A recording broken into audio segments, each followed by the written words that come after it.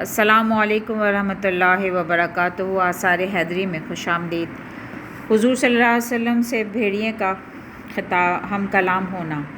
ایک مرتبہ جناب رسول خدا صلی اللہ علیہ وآلہ وسلم بیٹھے ہوئے تھے کہ اچانک ایک چرواہا حاضر خدمت ہوا اور اس پہ لرزہ طاری تھا۔ حضور نے اس سے فرمایا کہ کیا واقعہ ہے، تمہاری یہ حالت کیوں ہے؟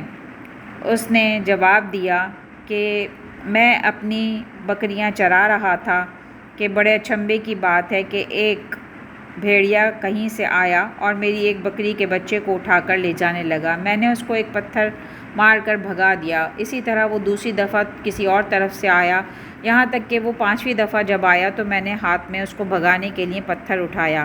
تب وہ اپنی دم کو دبا کر زمین پر بیٹھ گیا اور بولا کہ تجھ کو شرم نہیں آتی کہ مجھ کو اپنے رزق سے منع کرتا ہے، اور جو اللہ تعالیٰ نے میرے واسطے مقرر کیا ہے، کیا مجھ کو غذا کھانے کی ضرورت نہیں ہے؟ اس بھیڑیے کی یہ بات سن کر میں نے کہا، نہایت متعجب کا مقام ہے کہ یہ بھیڑیا بے زبان ہو کر آدمیوں کی طرح ہم کلام کرتا ہے۔ تب اس بھیڑیے نے مجھ سے کہا، اگر تو چاہے تو میں ایسی بات بتاؤں کہ جو میرے کلام کرنے سے بھی زیادہ تر عجیب ہے۔ حضور صلی اللہ علیہ وآلہ وسلم رب العالمین دو پتھریلی زمینوں کے مابین لوگوں کو گزشتہ اور آئندہ کی خبریں دیتے ہیں، اور یہود باوجود اس کے کہ ان کو معلوم ہے کہ وہ حضور کے راست گو ہیں اور پروردگار عالمین کی کتابوں میں ان کا حال پڑھتے ہیں کہ وہ حضور سب سے زیادہ راست گو اور تمام فاضلوں سے زیادہ فاضل ہیں، ان کو جھٹلاتے ہیں اور ان کی نبوت کا انکار کرتے ہیں۔ ان دنوں وہ مدینہ منورہ میں تشریف رکھتے ہیں اور ہر درد کو شفا اور فائدہ دینے والے ہیں۔ اے چرواہے، جا اور ان پر ایمان لا تاکہ عذاب خدا سے نجات پائے، اور مسلمان اور ان کا فرما بردار ہو تاکہ عذاب درد کی سختی سے رہائی پائے۔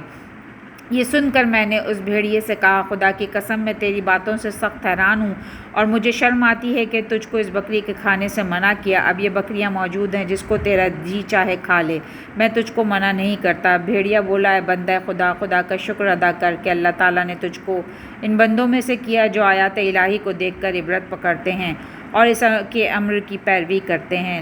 لیکن بدترین اشقیاء وہ ہیں جو آیات محمد کو اور ان کے بھائی علی ابن ابی طالب کی حقیقت کے بارے میں ان کے فضائل کو جو وہ خدا کی طرف سے پہنچاتے ہیں اس میں مشاہدہ کرتے ہیں اور ان کو جھٹلاتے بھی ہیں۔ اوپری طور سے وہ ان کو مانتے ہیں لیکن اندر سے ان سے دشمنی رکھتے ہیں۔ چرواہے کہتا ہے کہ میں نے اس بھیڑیے سے کہا کہ کیا ایسا وقوع بھی آئے گا؟ اس نے جواب دیا کہ ہاں، اس سے بھی بڑھ کر عنقریب یہ اس طرح کے لوگ ان کے فرزندوں کو بے گناہ قتل کریں گے اور ان کے اہل حرم کو قید کریں گے، باوجود اس فعل شنیع کے مسلمانی کا دعویٰ کریں گے، اور یہ امر سب امروں سے عجیب تر ہے۔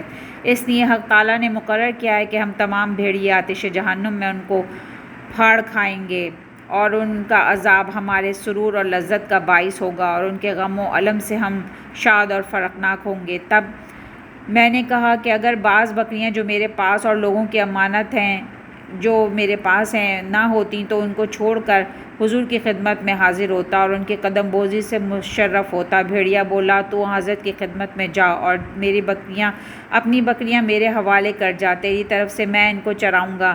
میں نے اس سے کہا کہ میں تجھے تیری امانت داری پر کیوں کر اعتماد کروں؟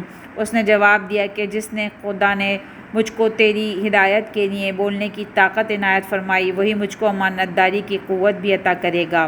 الغرض میں نے اپنی بکریاں اس بھیڑیے اور بھیڑنی کے حوالے کیں اور میں آپ کے سامنے حاضر ہوا ہوں۔